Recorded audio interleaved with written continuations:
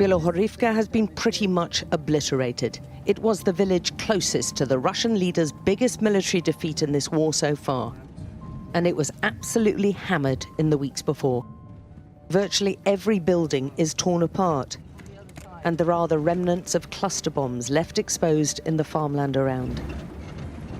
We're taken through unmarked forest routes. The Ukrainian soldiers we're with want to avoid detection by the Russian front lines just across the river and thirsty for revenge. Very few have been allowed to see for themselves what happened on the ground here.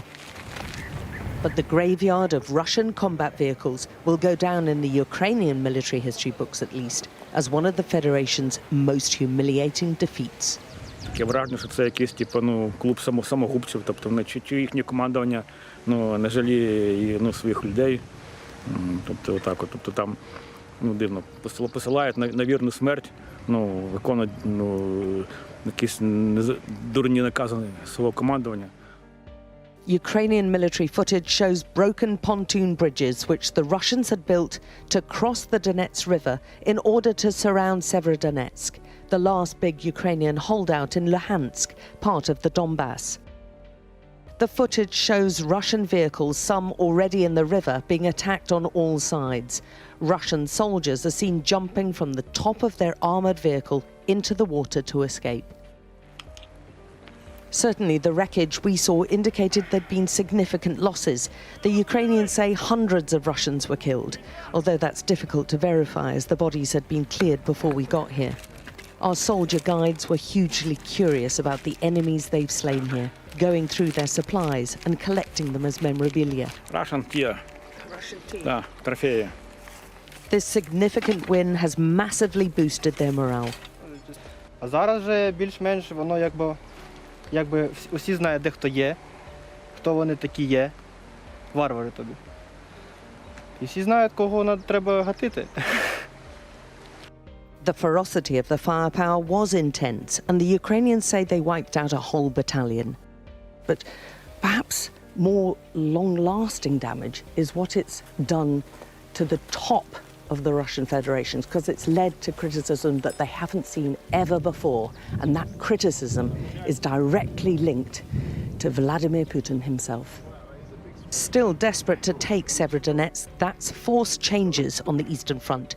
The citizens of Soledar, a few kilometers south, are the fresh focus of Russian firepower. There's now a huge crater on the main street. The sound is the Ukrainians responding with volleys of Grad rockets. With few shops left open and supplies running out, they cannot believe what's happening to their farming community. This used to be the theatre, but also stored some aid, and even explosions provide opportunities. Baby food? Yes. Most here see Russia as the aggressor, but Alex is unusual and has big doubts about exactly who's doing the bombing. This is Ukrainians bombs here. Not Russian. You think Ukrainians bombed this? Да. You would prefer the war to end, and you think Russia taking this territory will lead to the end of the war? Yes. So you think Ukraine should give it to Russia? Maybe. Yeah. But I see Donetsk now. I think that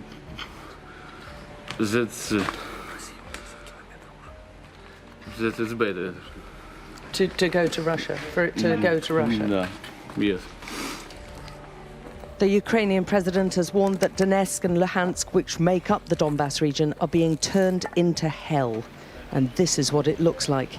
The final stages of this war are likely to be the bloodiest, he's predicted. And an awful lot of blood has already been spilt here.